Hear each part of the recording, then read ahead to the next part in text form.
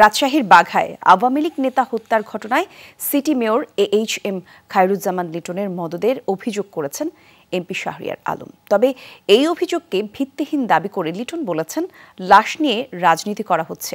দুই নেতার পাল্টাপাল্টি অবস্থানে উত্তাপ স্থানীয় রাজনীতিতে। স্বাস্থ্যকর অল টাইম ফ্যামিলি কেক, সব সময় অল টাইম হেলদি লাইফ।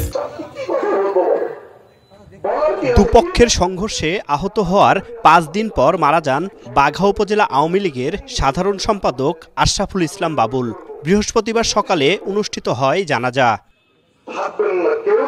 জানাজা শেষে সাবেক পররাষ্ট্র প্রতিমন্ত্রী ও রাজশাহী 6 আসনের সংসদ সদস্য শাহরিয়ার আলম অভিযোগ করেন, হত্যায় মূল মদতদাতা দুজন। তারা হলেন আওয়ামী লীগের প্রেসিডিয়াম সদস্য ও city mayor AHM Khairuzzaman Liton এবং রাজশাহী 3 আসনের সংসদ সদস্য আসাদুজ্জামান আসাদ। খুনের হামলায় দুইজন সশরীরে ছিল। পেছন থেকে মদতদাতা হিসেবে আসাদুজ্জামান আসাদ, AHM খায়রুজ্জামান লিটন এবং লাইবুদ্দিন আবদুল নামে মামলা করে আমরা রাজপথে থাকবো।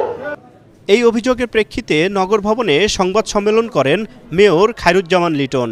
দাবি করেন, লাশ নিয়ে রাজনীতি করতেই সংসদ সদস্য শাহরিয়ার আলম এমন মন্তব্য করেছেন। তিনি যে এরকম একটা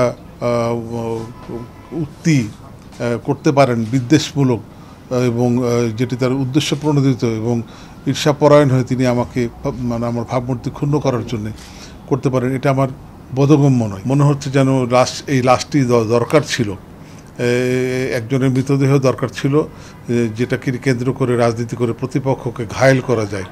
গত 22শে জুন আওয়ামী লীগের দুপক্ষের মধ্যে আধিপত্য নিয়ে সংঘর্ষ হয়।